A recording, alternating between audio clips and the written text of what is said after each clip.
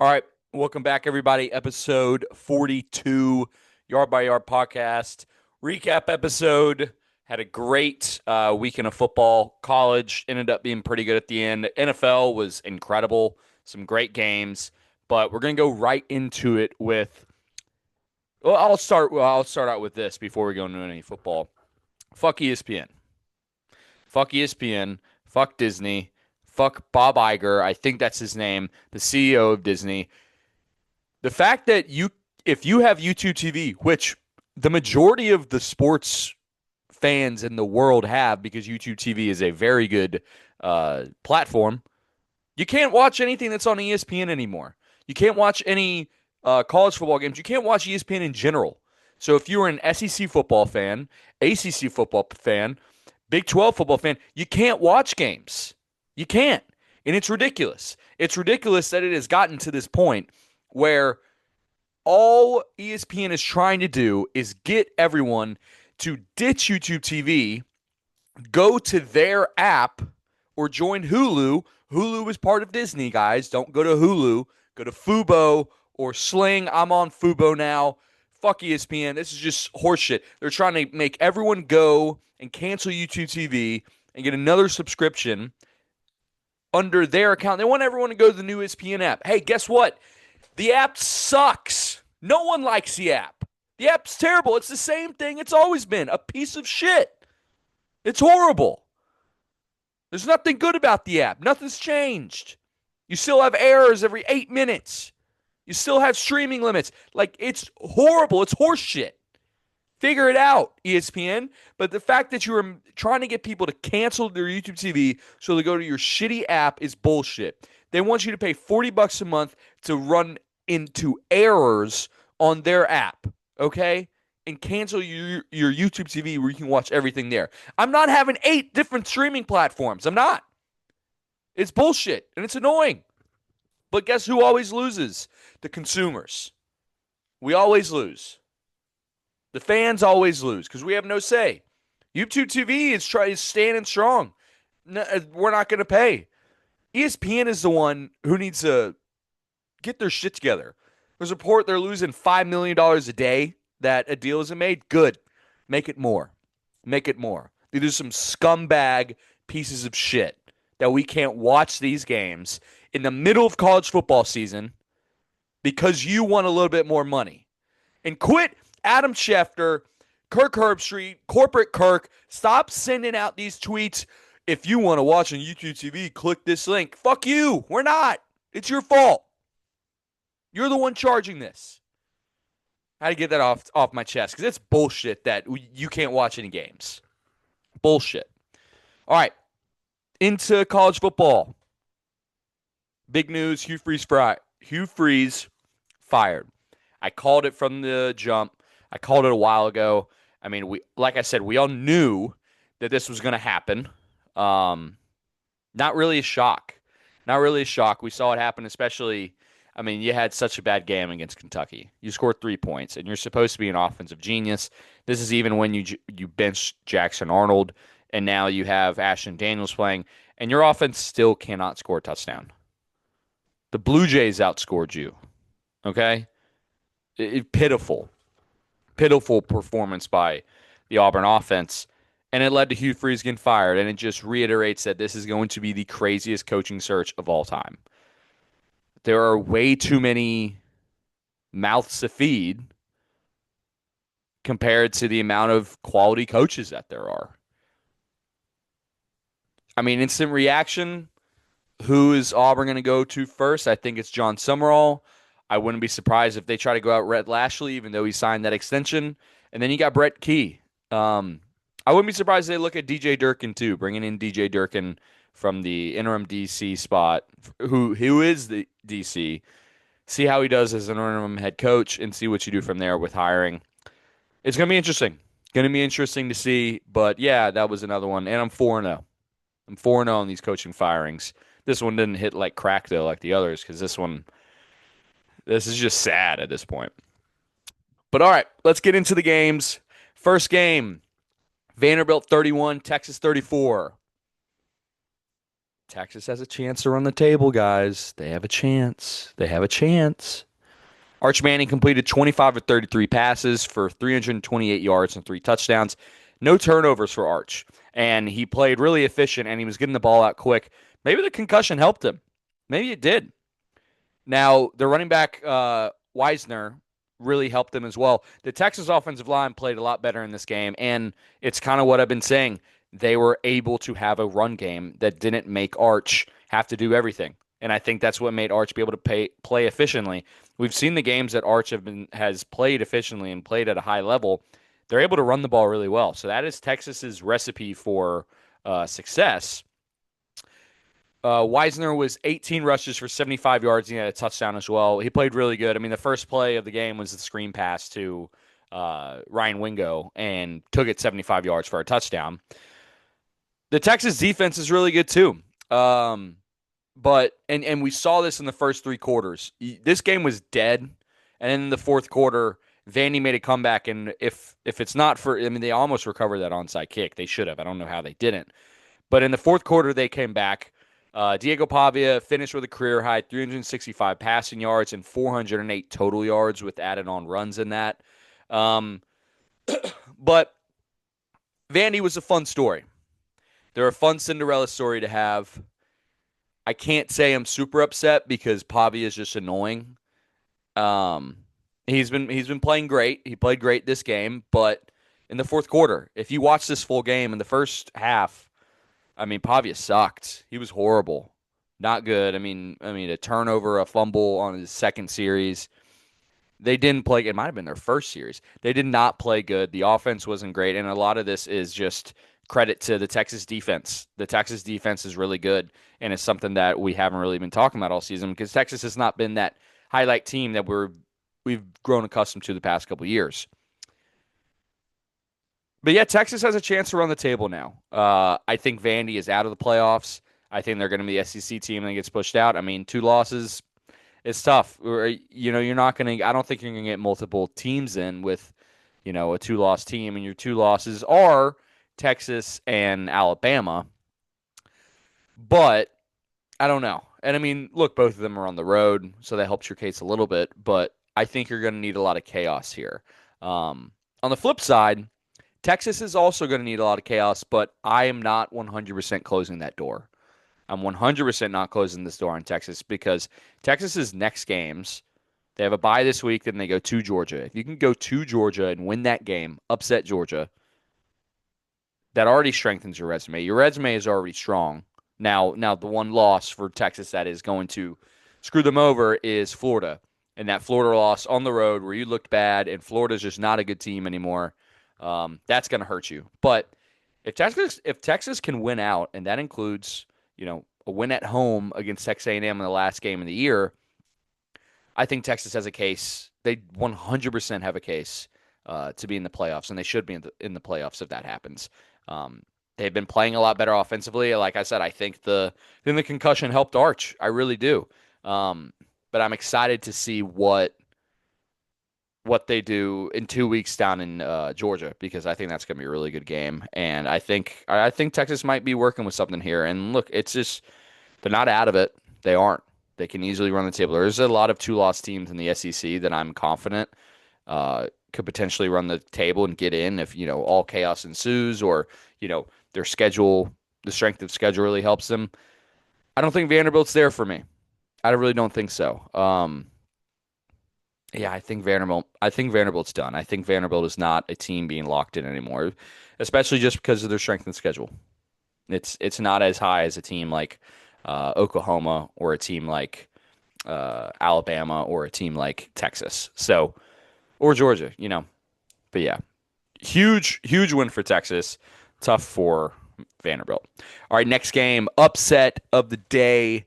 Knocked this team out of the playoffs. Miami 20, SMU 26. The Miami downfall happens every single year, or kind of around this time every year, and it just brings me joy to watch happen because every year it is a cycle. The season starts off, Miami's ranked in the top 10 or top 15, and it's like, whoa, Miami's beaten Florida State, Clemson, North Carolina. Man, they've beaten some SEC teams. They got a chance here. This Miami team is legit. People are saying after the Florida State game that Miami is the best team in all of college football. Well, then you lose at home on Friday night to Jeff Brom in Louisville. Now you go to Dallas, to SMU, a game that you totally should win because SMU is not a good team anymore. They're not the team they were last year. And you blow this game. You let this game go to overtime. Carson Beck with the terrible interception on the goal line in overtime. And then SMU just gets the ball and they go down and they score and they win the game. This was SMU's first win over a major. This is their first win over a top 10 opponent at home since 1974. Carson Beck was 26 of 38, 274 yards, 2 touchdowns, and 2 interceptions. Kevin Jennings, he threw a lot of passes in this game. 29 for 44, 365 yards. But, I mean, the key in this game were the Miami turnovers. The Miami turnovers led to 13 points here for SMU and allowed SMU to tie this game and win this game in overtime. I don't know what the state of Miami football is now because it feels like every year Cristobal has been building a stronger and stronger team each year. But there's just always the collapse with Miami, and it always happens. Now, Cristobal is a good coach, and he's going to have them back next year, but it's clockwork. It's like clockwork every year. They're going to lose, and it's not going to be the biggest surprise because they aren't playing at the level that everyone is saying that they actually are. Like, everyone's talking so high of them this year. Well, who have you played? They didn't play anybody. Notre Dame was the best game they played. That's it. Florida State sucks now. Like, who did you play? USF? That might be the best team you played. Florida, they suck. Like, there's no one that you can look at on their schedule besides Notre Dame and be like, that's an impressive win. It's just Notre Dame. Other than that, I mean, it's not good. Louisville, if they would have beaten Louisville, that would have been impressive, but they lost. In a game, Carson Beck threw multiple interceptions, and it's the turnovers that are really messing them up as well as the penalties. I mean, ton of costly penalties in this game, too. They really killed a lot of their drives and, gave momentum to SMU. So, tough loss for Miami. I mean, they're completely out of the playoff picture now. If you're the ACC, I think, is going to get one team. You're going to end up getting one team because you are not a strong conference. And Miami just lost that bid. I think the team that could get it now is Virginia. Virginia can definitely get that. They play with their food every single week, but Virginia is finding a way to win games. Great for SMU, great for Rhett Lashley. After a year that's not going really great, predicted, it's great to have a win like this. All right, next game. Georgia 25, Florida 20. This game, first of all, fuck you, Gunnar Stockton, for taking a knee. At the 1 yard line, you would have covered the spread, but whatever, man. He was 20 for 29, 223 passes with 2 touchdowns and an interception. The player of this game for me was Zachariah Branch here, the wide receiver for Georgia, who's been the transfer from USC, who's really made an impact in the passing and rushing game here. He had 10 receptions for 112 yards, which was a career high for him. Coming from USC, that's kind of crazy to see. Georgia had 139 rushing yards and 229 passing yards, 359 total. Florida had 281 net yards, 115 rushing, 166 passing. Look, I mean, this is the cocktail party, the greatest cocktail party there is. I'm lagging a little bit here. Okay, I think we're good now. Florida is always going to play this game tough, and you're coming off a bye after you fired your head coach. You have an interim. The guys are going to be playing tough, and they did. And Florida could have won this game. You went for it on 4th and 1, did not end well for you, and then you have the pass that is just a little bit short to that wide receiver from DJ Lagway, and if you hit him, that is a catch, and you can go on and definitely tie this game up, go to overtime, but you can also win it. But you took a chance there and you didn't get it, and DJ Lagway has to be better there. But look, Florida's a scrappy team. They're a very scrappy team. Caleb Baugh is a one of the most underrated running backs in the country, in my opinion. He is so good for Florida. But a lot of this is Georgia. Georgia, I'm still high on. I still think Georgia is a great team. This is a rivalry game. This is a game that is always going to be a tough game for you to win. I mean, last year against Florida, they almost lost this game. They were losing at one point, and they had to come back and win. So this game is always a pretty insane game for Georgia, and one that goes to the wire, unless Florida just sucks, which in recent years has kind of been the case. But yeah, I'm still pretty high on Georgia. I still, I think with the schedule they have the big game against Texas coming up in 2 weeks. They can, you win that game, that helps your, that really helps your strength of schedule as well, even though it's already pretty strong. Yeah, I think Georgia's in a really good spot here, and I think Georgia is good. I think, being able to run the ball well, like they have been, having 139 yards is good. Like I said, when Georgia's able to run the ball really well, they're able to be a really efficient and a really dominating team. And if they can continue to do that, that is a very, very dangerous team come playoff time. Yeah, this marks Georgia's fifth straight win in this rivalry and their eighth win in the last 9 games. So, dang, they've dominated this series in the past decade for sure. Yeah, but good win for Georgia, hard fought loss for Florida. I'm just excited to see who Florida gets as their head coach. Everybody wants Lane. Everyone wants Lane, but who knows who's going to get him? All right, last game. Oklahoma 33, Tennessee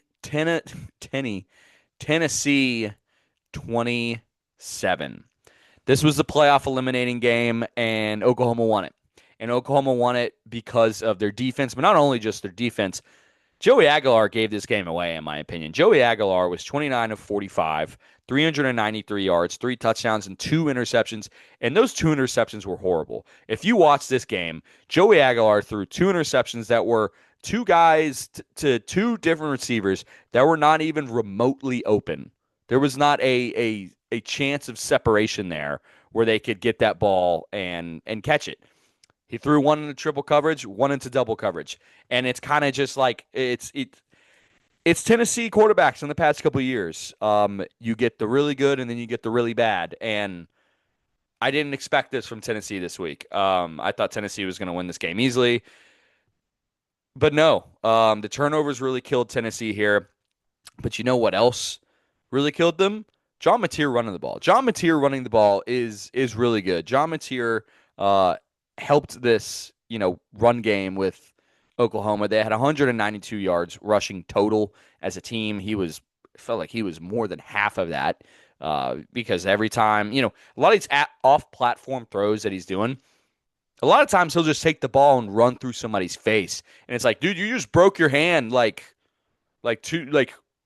a month ago. Chill out, man. But no, he does not care. He's going full speed ahead. He's going to rock somebody. And he was the key to winning this game. He was great. But so was their defense. Their defense held Tennessee to only 63 rushing yards. And now, yeah, Tennessee is a pass-heavy team. They're spread the ball around, throw it around a lot. But whenever anyone's able to run the ball effectively, it helps out their offense in the passing game. They were not able to run the ball effectively, and it really fucked them over. So Oklahoma played really great in this game. Their defense played great, holding them to 63 rushing yards. Oklahoma had 351 total yards. Like I said, 192 of those were rushing and 159 passing, so they were really balanced on both sides of the ball. Tennessee had 456 total yards, 393 passing, and 63 rushing. And it's the turnovers. The turnovers led to 13 Oklahoma points, which was really detrimental for them. Tennessee had more first downs, but they couldn't convert the third downs when it mattered either. It's the end of Tennessee's season, and they're not going to make the playoffs unless all chaos happens, but I just don't think that's going to happen. And this is a really good win for Oklahoma. Oklahoma now has a chance here where next week, if you go in to play Alabama and Bryant-Denny, and if you win that game, that is another statement win. And then you just have 2 games after that against Missouri and against LSU. And if you can win those games and you win out, you are a lock for the college football playoffs. You have 2 losses right now, so you just have to keep going. you can definitely have a lock there for the college football playoffs. You just have to get past Alabama. Alabama is the game on your schedule that you were, pointing at right now, and wouldn't be impossible. It's not impossible. It's definitely something that can get done, and it's back to what I said, that there's going to be a lot of SEC teams in this playoffs. Um, I think it's going to be mostly SEC, Big Ten, ACC will get one, and then I think we're gonna see sprinkled in the rest is going to be a bunch of, I think we're going to see multiple Big 12 teams get bids, and then you'll see the Group of Five, of course, which I think is going to be Memphis. But yeah, I mean, playing really great. Oklahoma is, especially on the defensive side of the ball. If they can keep this up going into Bryant Denny, you have yourselves a kind of nice road to the playoffs here if you can win out. Tennessee sucks. A lot of people are saying that Josh Heupel's on the hot seat. No. Why would you ever get rid of Josh Heupel if you're Tennessee? He's brought you back to being a not only relevant, but a highly competitive program in college football. And he recruits really well, too. So keep that going. Don't ever get rid of this guy. No, don't do it. All right. We are going to go over NFL now. We're out of college in the NFL. First game, Vikings 27, Lions 24. Man, we had some really good games. This was one of them. This was a J.J. McCarthy game. The whole story going into this week was, is J.J. McCarthy the guy? Are they scared? I even said it. I said, are they scared to start him? Do they think he's not the guy? And I was really convinced that they thought that. Well, J.J. McCarthy played really well. His stat sheet doesn't show it, but he made the plays he needed to when it counted. He was 14 of 25, 143 yards, 2 total touchdowns and an interception. Jared Goff was 25 of 37, 284 yards and 2 touchdowns. The story of this game, though, was the defense of the sorry, I lost it here on my phone. Was the defense here of the Minnesota Vikings. They played out of their mind. They made the Lions uncomfortable here. The main thing was they didn't let the Lions run the ball really well, and allowing their defense to settle in and stop the run, forcing Jared Goff to throw the ball, which he can throw the ball. He's a very good and very efficient thrower. He's one of the best quarterbacks in the entire league. But taking away the run game from the Lions really affects them offensively, makes them one-dimensional, which is not what they like to do. They like to be a team that can go back and forth, and they are a run-heavy team. So taking away the run, I mean, the leading rusher here was David Montgomery with 11 attempts, 40 yards, and a touchdown. So not usually what we see from this team running the ball wise. Sam Laporta was the highest receiver in this game, too, for the Lions with 6 receptions, 97 yards, and a touchdown. But it was just really how well that the Vikings defense played. And I mean, hats off to J.J. McCarthy. If you're watching the game, you saw that late game throw he made to Josh Naylor on that outside shoulder. I didn't think they would trust him to make that play with, what we've seen and what we've heard from J.J. McCarthy, but they put their trust in him, and he did not let them down. He threw a great ball, great catch made by Josh Naylor. They was able to, it sealed the game for them and won the game for them. For the Vikings now, 4-4, if you can, you get a divisional win like this, now you have 2 divisional wins. If you can, go into this game, if you can run the table here and J.J. McCarthy plays efficiently and your defense keeps performing the way they are, you can really make a run here for the playoffs in the NFC. Now, the NFC playoff picture is a very tough one, but, you're at 400 now. You got yourself to 400. Get a little bit above that and get some momentum going, and you can maybe make your way through the playoffs. Now, the Lions, I'm not worried about the Lions. It just wasn't a great game for them offensively, especially running the ball. They'll be fine. They'll be back. You're 5-3 here. You've got a great spot here in the NFC playoffs. Lions are going to be totally fine. Just not a great game for them. It was a tough divisional game. All right, next game. We have the upset of the day. The Panthers 16, the Packers 13. Are the Panthers good? They're 5-4. I think they might be good. And the story of this team is Rico Dowdle and the defense. The defense is playing his ass off. Rico Dowdle, 2 touchdowns, 25 rushes, 130 yards. Tet McMillan has been a great addition too with 4 receptions, 46 yards. Bryce Young was only 11 of 20, 102 yards, no touchdowns and interception. This was an ugly game. It was a very ugly game. It was a gross game. It was one that you're watching it and you're like, all right, come on, Packers. Come on, Packers. You got it. You got it. I mean, they're going to make a point. They're going to make a big play right here. Take the lead, take the lead. But the Panthers just kept hanging around.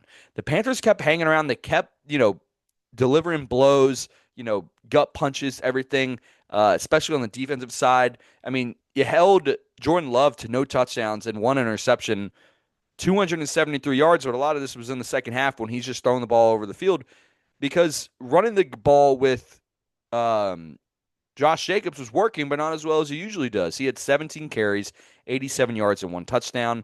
Romeo Doubs was really good too, 7 receptions, 91 yards. But like I said, a lot of this was in the second half, trying to realize. In the first half, it seemed like they were trying to establish the run a ton. In the second half, they kind of realized, like, all right, we can't run the ball. We need to pick something up. Like, we are not able to run the ball as effectively against this defensive front as we thought we were going to be able to. So that's when you start to see Jordan Love air it out, get to Romeo Doubs a lot. But there was a lot of inconsistency here from Jordan Love. And, it's something that we are kind of growing accustomed to see. We'll see the really good Jordan Love like we saw, last Sunday night. And then we'll get bad Jordan Love like this. And, you lose a game in those ugly uniforms, which I'm going to be honest, I kind of like them. I kind of like those uniforms. I'm not the biggest hater of the uniforms. I kind of like them. And now the Carolina Panthers team who's putting themselves in a good position to make the playoffs and make a wild card run. And it's not all Bryce Young having to win these games. They are able to run the ball effectively. Rico Dowdle's playing great. You also have Chuba Hubbard. And then your defense playing great as well. So, I mean, you have some really good players on both sides of the ball, especially on the defensive side of the ball. J.C. Horn is, one of the most underrated defensive backs in the league. But, man, what a win for the Panthers here. And just a pretty bad loss. You got to feel shitty about yourself as you're a Packers fan. Packers are now 5-2-1. And the Panthers are 5-4 here. I mean, yeah, great game. Great game for the Panthers. Ugly game to watch, though. All right, next game, another surprise of the day. Steelers 27, Colts 20. Colts 20. This was the game that Daniel Jones looked like the old Daniel Jones. He was 31 of 50. The 342 yards he threw, this was, in garbage time. The final score of this game does not depict how it actually was going. Multiple turnovers here for the Colts. Danny Dimes had one touchdown with 3 interceptions. There was a strip sack on him as well. Aaron Rodgers was 25 of 35, 203 yards and 1 touchdown. With a defense as good as the Steelers can be at times, that's kind of the only stat line that Aaron Rodgers needs to do. He doesn't need to throw for 350 and 2 touchdowns like we used to see old Aaron Rodgers do. He needs to just sit back there and, throw to the open guys. Throw it to Pat Freiermuth. Dump it down in the flat to Jaylen Warren. It's not going to be something that's where you're going to have to rely on him every single play. And I think Aaron Rodgers knows that he doesn't have to do that, and he enjoys it. He definitely enjoys that. He's old. He doesn't want to have to throw that much. Jonathan Taylor was the main non-factor in this game, because the Steelers defense did such a good job, bottling him up. He only had 14 rushes for 45 yards. Definitely not what we've seen of Jonathan Taylor in the past couple of weeks. But like I said, just credit to their offense. Credit to their defense. Their defense played at an exceptionally well level and really just won this game for them on the turnover battle. Peyton Wilson was playing great. TJ Watt is there, as always, every single play. Jalen Ramsey, not Minka. Minka's gone. Jalen Ramsey, Highsmith, these guys are playing really good, but they've been an inconsistent defense this year. And if this defense can play like that, lights out against the best team in the NFL and the Colts, if you can play lights out like that, the rest of the season, you're going to make the playoffs. You'll sneak into the wild card picture, but it's going to be just interesting to see how that all shakes out. Because you have a tough schedule, you still have to win the AFC North, which shouldn't be tough. But we've seen, you lost to the Bengals. You got to play the Ravens. The Ravens are looking better with Lamar Jackson coming back. So it'll be an interesting kind of dynamic of how that shakes out. But Credit to the Steelers here. This is the win Mike Tomlin always gets. He always gets a game that he is not expecting to win, but he plays his ass off. So, big win for the Steelers and Mike Tomlin here. And the Colts, not a great game. You got punched in this was the first game, and they looked human. They got punched in the mouth. You got to fix. There's not. I don't say you have to fix anything. I wouldn't say that. I think you just got to get back on the saddle and get out there, get back out there. The offensive line definitely got punched in the face this week against that defensive line, and he's got to play better. But I have all the confidence that the Colts will be able to do that. They're the best team in the league. All right, last game, probably the best game of the day. Fuck the Chiefs. Bills 28, Chiefs 21. Bills are moving now to 6-2. The Chiefs at 5-4. It's weird that we're seeing the Chiefs at 5-4 here. Patrick Mahomes was 15 of 34, 250 yards, no touchdowns and interception, not his best day. Josh Allen was 23 of 26, only 3 incompletions. He played really good, 273 yards and a touchdown. But the best player of this game there was two. It was Dalton Kincaid and there was James Cook. James Cook is awesome. He had 27 rushes for 114 yards. And Dalton Kincaid had 6 receptions for 101 yards and 1 touchdown. Now, on the other side of the ball, running the ball, Kareem Hunt had a touchdown here with 11 carries on 49 yards, and Rashid Rice had 80 yards on 4 receptions. So, in the past couple weeks, we've been able to see Rashid Rice be the guy that they've just been throwing the ball to every single time. He's going to score 100 points. Like, he's going to get every single touchdown. This game, we didn't really see that, and I think a part of why we didn't see that was the Bills got some help back at secondary. They got their first-round pick, Maxwell Harrison. He came back, he had an interception in this game, and he played really good in the secondary here. Patrick Mahomes was in trouble all day. This Bills defensive front was playing really good. Joey Bosa was getting to him multiple times in the game. They were playing really good here. Their defensive front was great, and they were just able to make stops when they needed to, especially within the red zone and things like that, and holding the Chiefs and forcing the turnovers. Josh Allen played great, 273 yards and a touchdown, and he didn't really seem like he had to. Like I said, with James Cook being so efficient and running the ball so many times, he didn't feel like he had to put the world on his shoulders. Now, did he make some incredible plays where he did put the world on his shoulders? Yes. Yes, but that's Josh Allen. That's something we've grown accustomed to.